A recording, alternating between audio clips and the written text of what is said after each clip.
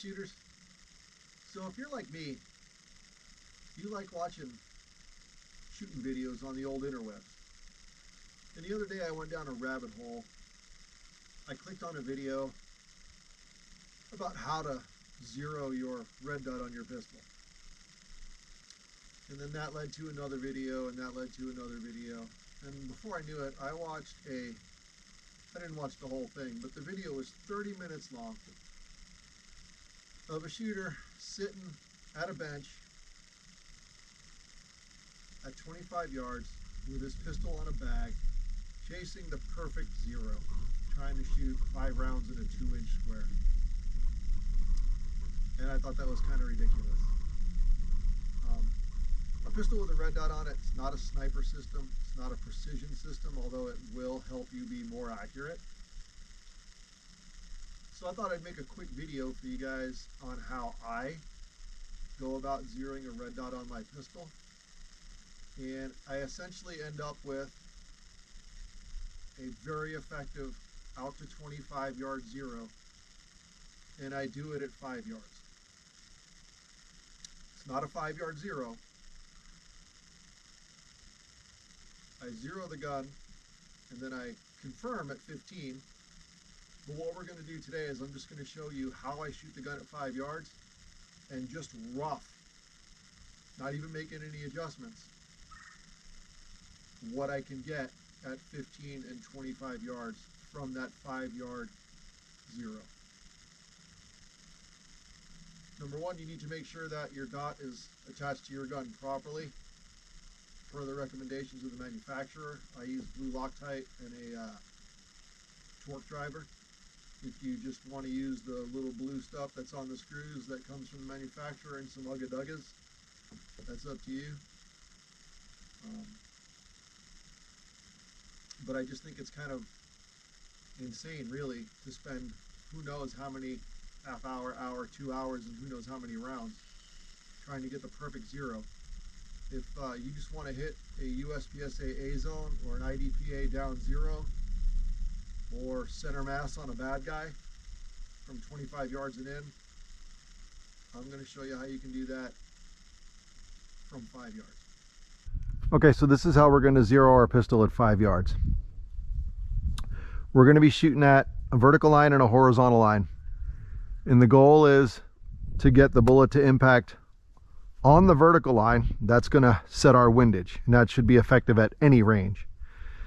And then what we're going to do is we're going to shoot at the horizontal line, and we want the bullet to impact below the line. So we want the grease ring, the very top of the bullet hole, to just barely be kissing that line.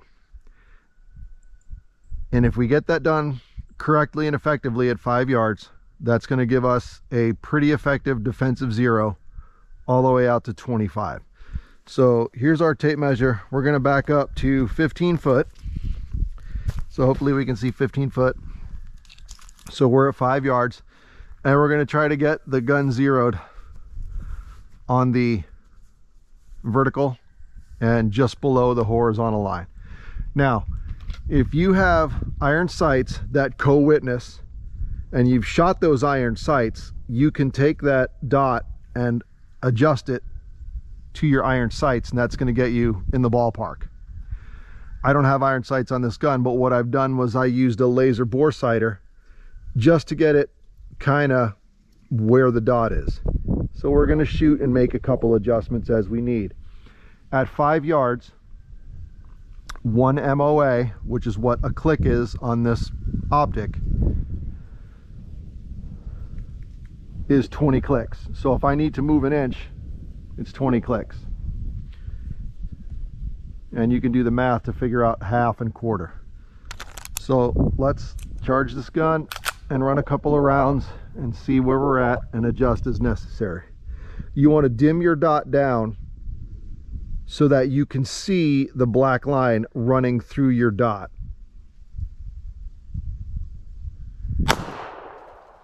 Okay. So we're going to want to come, I'll fire one more, we're going to want to come right a hair.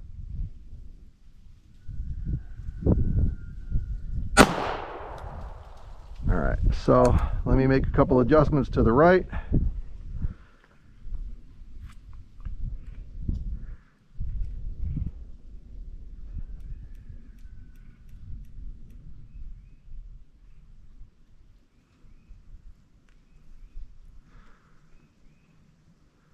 We'll go back to that vertical line.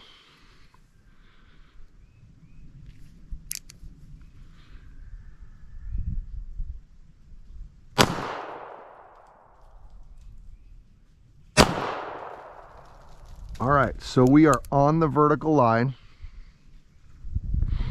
and I'll walk up there and show that to you guys.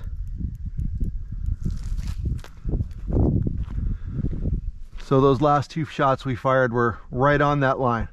So our windage should be pretty good. So now we're going to go for the horizontal line, back to 15 foot. And what we hopefully going to accomplish is we're going to get that bullet hole, the grease ring, just kissing that horizontal line. All right, we got to come up. Now we're not aiming low, or we're putting our dot directly on that horizontal line.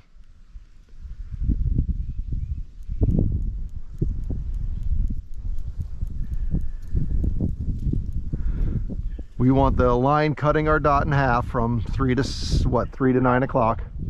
And we want the grease ring to be just below the line.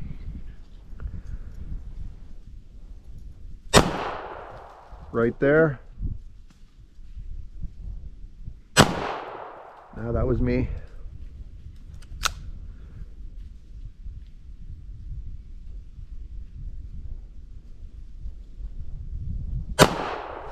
All right.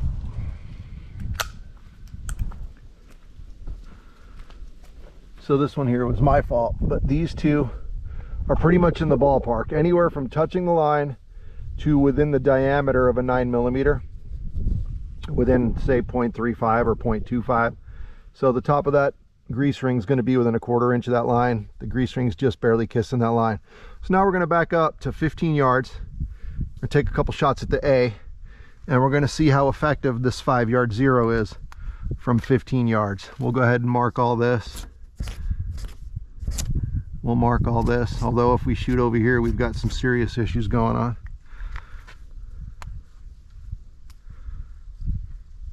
So we'll go back to 45 feet and we'll check our 15-yard zero.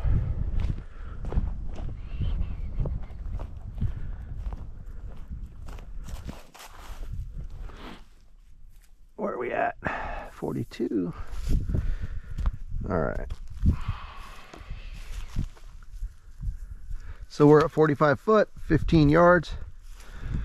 Now we're going to take a couple shots at that A zone that I drew on that target.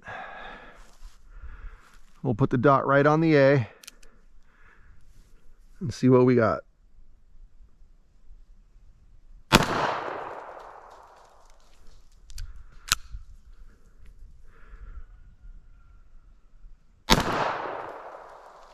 Okay. And I was chronoing some ammo, and I loaded some 115s with a 124 load, and they're a little light, so they're not cycling 100%. So there's 2 rounds touching from 15 yards using our 5-yard zero. So now we're going to go back to 25 yards and we're going to see if we can hit this 4x6 card. And maybe we'll walk in and we'll see how effective our 5-yard zero is for defensive shooting. So let's go all the way back there to the tape measure.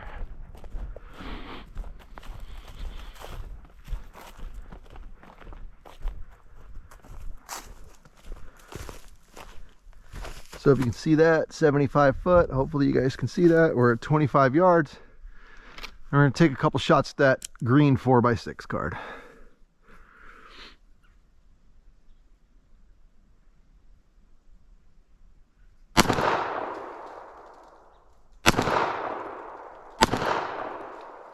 Okay, so we'll walk up to, say, 60 foot, 20 yards. Where are we at? 60 foot, right there. So we're at 20 yards, correct? Yeah. Take a couple shots at that green 4x6 card.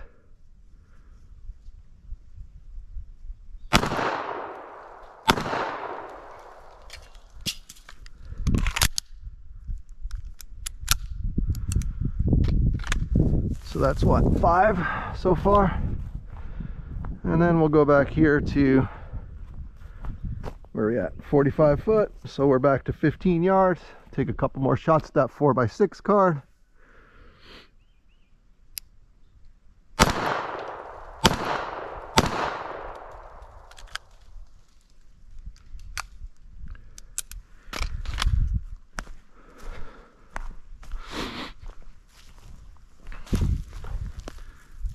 And we'll go 10 yards, 30 foot, just for giggles.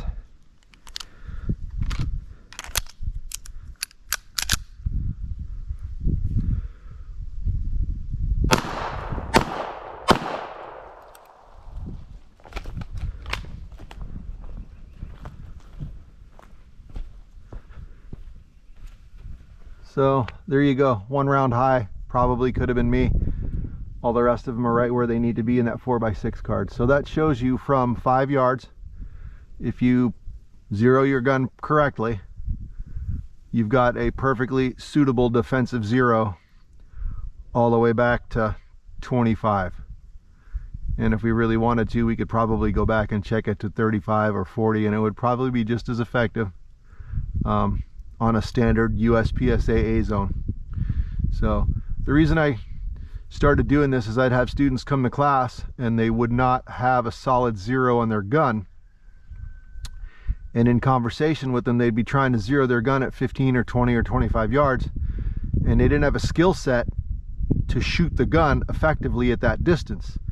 But for most people, at 5 yards it's pretty hard to miss if you have a basic understanding of what you're doing. So I just looked at the US military and their 25-yard AR zero, and I said, let's do the same thing. We'll get our horizontal done on a straight line. We'll get our vertical or our elevation done just a little bit low, and works out just fine. So hopefully this helps you guys out and you can get your guns zeroed quick and easy.